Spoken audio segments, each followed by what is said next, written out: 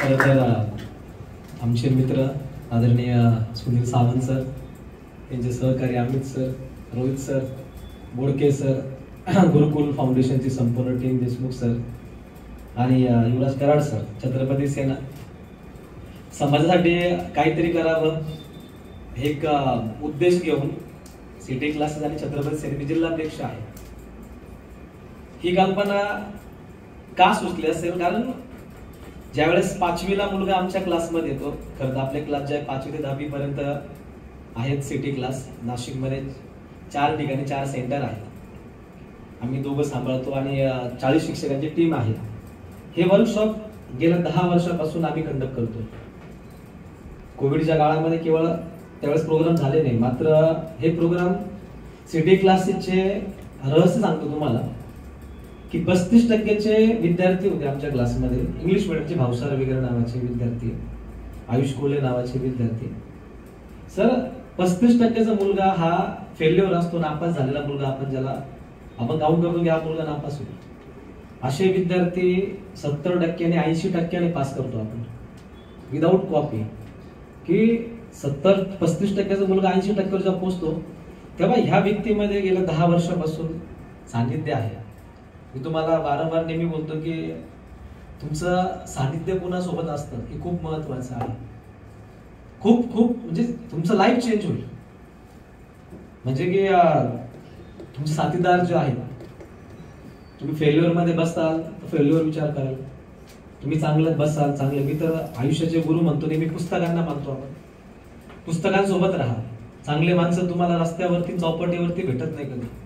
चांगले माणसं तुम्हाला एकतर तुम्हाला पुस्तकात वाचायला भेटतील. अजय त्यांचे विचार तुम्हाला पुस्तकात वाचायला भेटतील. पालकांना विनंती करतो की तुम्ही यांना पुस्तक हातात द्या. 30 सेकंदाच्या रील्स मध्ये काही मिळत नाही आपल्याला.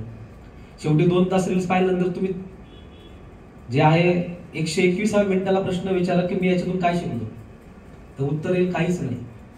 उत्तर काहीच नाही. 121 मिनिटं तुम्ही पुस्तक वाचा, 120 मिनिटं, आणि त्याच्यानंतर स्वतःला प्रश्न विचारा की तुम्ही काय शिकले. माझ्या हाती माझ्या गुरुजनांनी पुस्तक दिलं होतं की हाती ज्यांच्या शून्य. माझ्या गुरुजनांनी पुस्तक दिलं मला अग्निपंख. माझ्या गुरुजनांनी पुस्तक दिलं बुद्ध अँड हिज धम्म.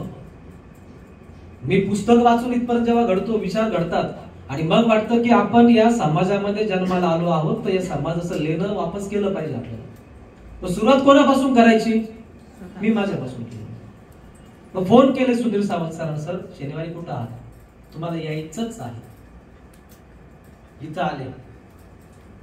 युवराज सरांशी सांगितलं सर असा कार्यक्रम आहे. तो व्यक्ती पण उत्साही आहे.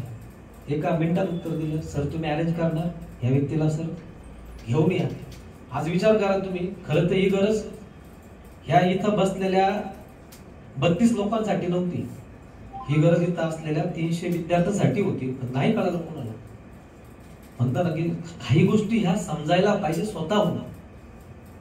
नाही तर मग गव्हर्नमेंटला कंपल्सरी करावं लागेल. आता मॅडम शाळेत जातात, शिक्षक आहे मॅडम. मग तर गव्हर्नमेंटला आपण पुढच्या वेळेला शिक्षण मंत्र्याला पत्र देऊ की एक विषय आता काय शारीरिक शिक्षण कमी करा आता. कारण शरीराने मुलं वाढताय, मग गुंडगिरी होण्यापेक्षा बुद्धीने मुलं वाढली पाहिजे. माझं तर मत त्याच्यामध्ये असतं की शारीरिक शिक्षणासोबत काय मेमरी शिक्षण पण दिलं गेलं पाहिजे. एक विषय ऍड केला पाहिजे. ही काळाची गरज आहे आणि तरच लोक ही काळाची गरज आहे. आणि तुम्ही पालक संघावरती आहात, हा मुद्दा मांडा. हे मुद्दे मांडायचे, बरोबर नाही की असे काही विषय आले पाहिजे. योगासनासारखे विषय आहे, आम्ही मागे बोललो, पण मेमरीचा विषय हा. आणि म्हणून मी स्वतःच सांगितलं आहे सरांना की या वर्षी आपण जसं पोरांना आपण शिवज्ञान स्पर्धा घेतली, 10वीच्या मुलांना करिअर गायडन्स कार्यशाळा दिली 38,000 मुलांना, या वर्षी आपण 40,000 10वीच्या नाशिकच्या मुलांपर्यंत सुनील सावंत सरांना मी पोहोचवणार आहे. हा माझा शब्द आहे. 40,000 मुलांपर्यंत मी घेऊन जाईल. थँक्यू. तुम्ही सगळेजण या ठिकाणी थांबलात. तुम्ही नशिबान आहात की 5 तास बसले. जेव्हा आम्ही पहिल्यांदा वर्कशॉप केलं होतं सर, सकाळी 8 ते रात्री 8.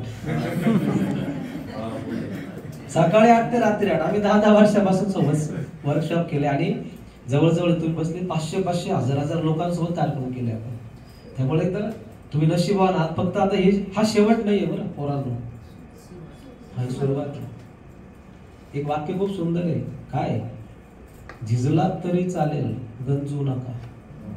काय? झिजलात तरी चालेल, झिजून संपा, झिजून संपा, पण गंजू नका.